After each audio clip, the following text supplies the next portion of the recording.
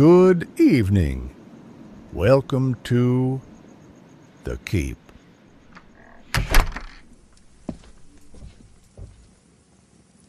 Tonight's story is The Oval Portrait by Edgar Allan Poe.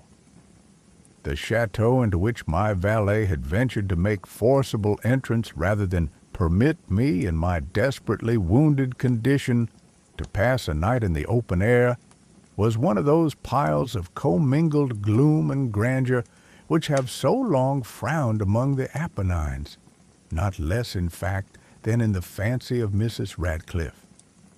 To all appearance, it had been temporarily, and very lately, abandoned. We established ourselves in one of the smallest and least sumptuously furnished apartments. It lay in a remote turret of the building. Its decorations were rich, yet tattered and antique. Its walls were hung with tapestry and bedecked with manifold and multiform armorial trophies, together with an unusually great number of very spirited modern paintings in frames of rich golden arabesque. In these paintings, which depended from the walls not only in their main surfaces, but in very many nooks which the bizarre architecture of the chateau rendered necessary. In these paintings, my incipient delirium, perhaps, had caused me to take deep interest, so that I bade Pedro to close the heavy shutters of the room, since it was already night, to light the tongues of a tall candelabrum which stood by the head of my bed, and to throw open far and wide the fringed curtains of black velvet which enveloped the bed itself. I wished all this done that I might resign myself, if not to sleep, at least alternately to the contemplation of these pictures and the perusal of a small volume which had been found upon the pillow, and which purported to criticize and describe them. Long I read, and devotedly I gazed. Rapidly and gloriously the hours flew by, and the deep midnight came. The position of the candelabrum displeased me, and outreaching my hand with difficulty, rather than disturb my slumbering valet, I placed it so as to throw its rays more fully upon the book. But the action produced an effect altogether unanticipated. The rays of the numerous candles, for there were many, now fell within a niche of the room which had hitherto been thrown into deep shade by one of the bedposts. I thus saw in vivid light a picture all unnoticed before. It was the portrait of a young girl just ripening into womanhood. I glanced at the painting hurriedly and then closed my eyes. Why I did this was not at first apparent even to my own perception, but while my lids remained thus shut, I ran over in my mind my reason for so shutting them.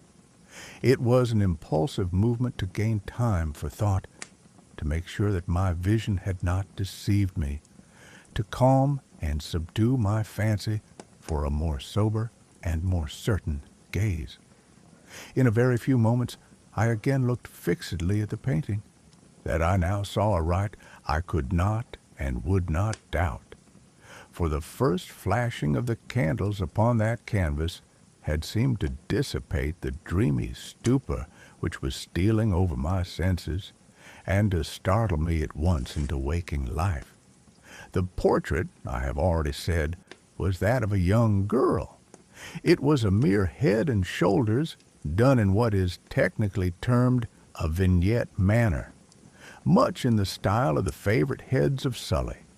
The arms, the bosom, and even the ends of the radiant hair melted imperceptibly into the vague yet deep shadow which formed the background of the whole. The frame was oval, richly gilded, and filigreed in moresque. As a thing of art, nothing could be more admirable than the painting itself. But it could have been neither the execution of the work, nor the immortal beauty of the countenance, which had so suddenly and so vehemently moved me. Least of all could it have been that my fancy, shaken from its half-slumber, had mistaken the head for that of a living person. I saw at once that the peculiarities of the design, of the vignetting, and of the frame must have instantly dispelled such idea, must have prevented even its momentary entertainment. Thinking earnestly upon these points, I remained for an hour perhaps, half sitting, half reclining, with my vision riveted upon the portrait. At length, satisfied with the true secret of its effect, I fell back within the bed. I had found the spell of the picture in an absolute lifelikeliness of expression, which at first startled, finally confounded, subdued, and appalled me.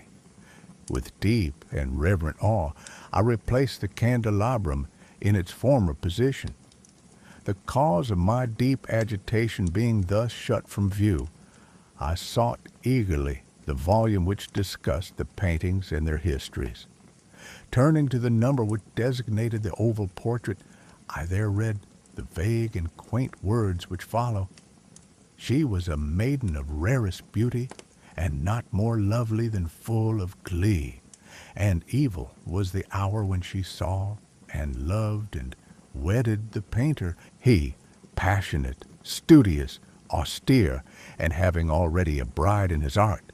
She a maiden of rarest beauty, and not more lovely than full of glee, all light and smiles, and frolicsome as the young fawn, loving and cherishing all things, hating only the art which was her rival, dreading only the palette and brushes and other untoward instruments which deprived her of the countenance of her lover. It was thus a terrible thing for this lady to hear the painter speak of his desire to portray even his young bride. But she was humble and obedient, and sat meekly for many weeks in the dark, high turret chamber, where the light dripped upon the pale canvas only from overhead. But he, the painter, took glory in his work, which went on from hour to hour and from day to day, and he was a passionate and wild and moody man who became lost in reveries, so that he would not see that the light which fell so ghastly in that lone turret withered the health and the spirits of his bride, who pined visibly to all but him. Yet she smiled on and still on, uncomplainingly, because she saw that the painter, who had high renown, took a fervid and burning pleasure in his task, and wrought day and night to depict her who so loved him, yet who grew daily more dispirited and weak. And in sooth some who beheld the portrait spoke of its resemblance in low words as of a mighty marvel, and a proof not less of the power of the painter than of his deep love for her whom he depicted so surpassingly well. But at length, as the labor drew nearer to its conclusion, there were admitted none into the turret.